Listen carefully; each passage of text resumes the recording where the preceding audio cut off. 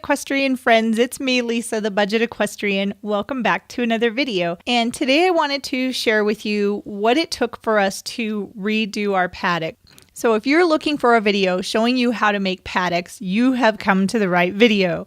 Today I'm going to show you step by step what we did for making our paddocks for the horses' pens. So when we got started, this is what we had to deal with. I had used landscaping timbers for my posts, and I was using baling twine to hold the corral panels onto the posts.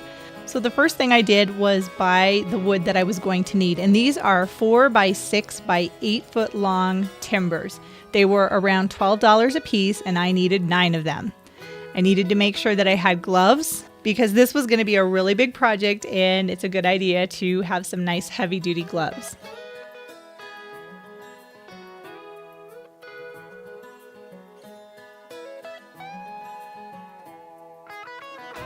And in addition to my gloves, I need some tools. I have already had a post hole digger like this one. It works pretty well. And then I also needed a shovel, which I have several, and I use them all. So let's build some paddocks. So what I did first was figure out where I was going to put the new posts. And this was probably the most time consuming and the hardest thing to do, was to dig these holes.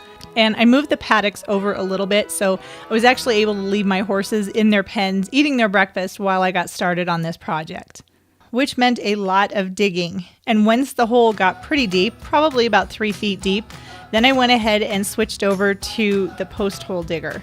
And these work, like I said, fairly well. It's a little more challenging in the soil where I live because it's clay. So it's really hard work.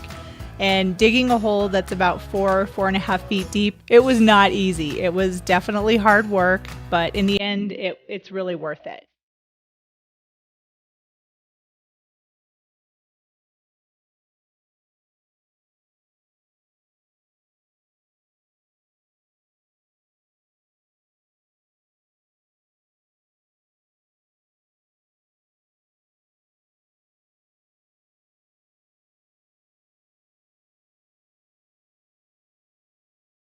So after I got the hole to about the depth that I thought that I wanted it to be, I took a 4x4 and used that instead of putting the bigger post in. This made it a lot easier in case I needed to do any more digging. And I saw where the post was going to be in relation to the corral panel, and I decided I was happy with that. So then I grabbed one of the 4x6 posts and put it in the hole.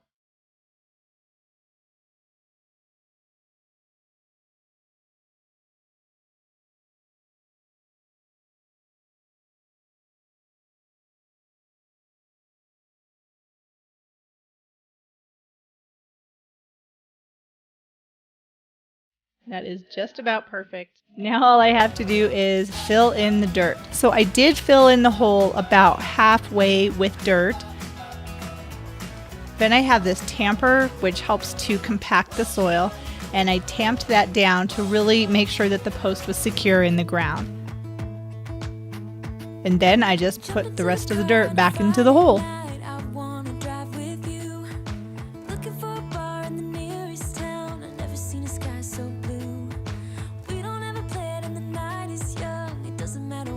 That's awesome. I have 1 done and 8 more holes to go. Ain't nobody like you. Look so beautiful, and I'm so lucky to be yours. And you taking me. There's 2 done, and I'm working on the 3rd. By this time it was really hot and I was really tired, and I have only dug 2 and basically 1/4 holes. So thankfully my husband, while I was out doing this, went and rented a post hole digger. So that did add an additional $100 to the cost, but I was so tired and I was so grateful that he did that. To me, it was really worth that rental fee to get the rest of the holes dug a lot faster. And once all the holes were dug, the old posts were removed and the new posts were in, then I wanted to paint the posts, and I just used Kills 2 primer. That's my favorite paint to go to. And I just painted all of the posts white. I did put 2 coats of paint on, and they could probably use another coat or 2, but I still have the paint, so that makes it pretty easy.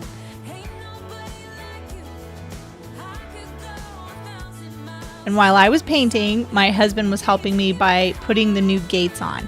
We decided to get new gates because the old ones have been bent and just kind of worn out.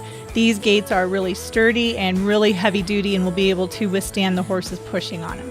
So my husband is awesome, and he put the gates in for me while I was finishing painting.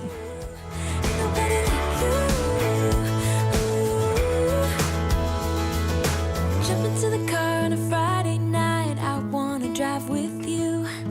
Looking for a bar in the nearest town, I've never seen a sky so blue. And you're taking me high, ain't nobody like you, I'm not coming down.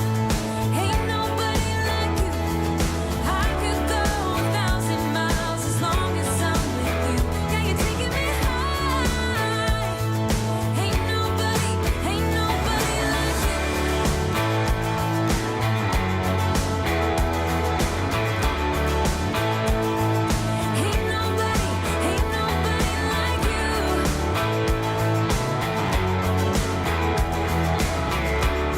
And once the gates were on, it was much easier to put the corral panels back in place.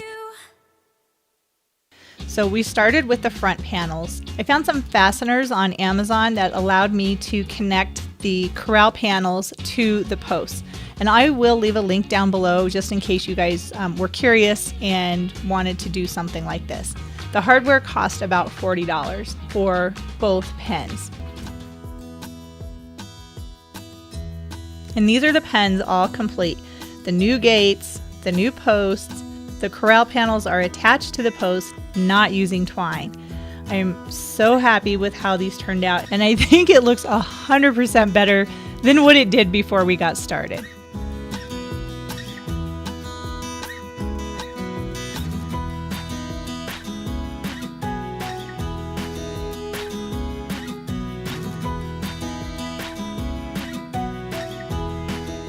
So these are the brackets that I was using. It's kind of like a U-shaped bracket, and I just put the bracket around the corral panel, and then we attached it to the post.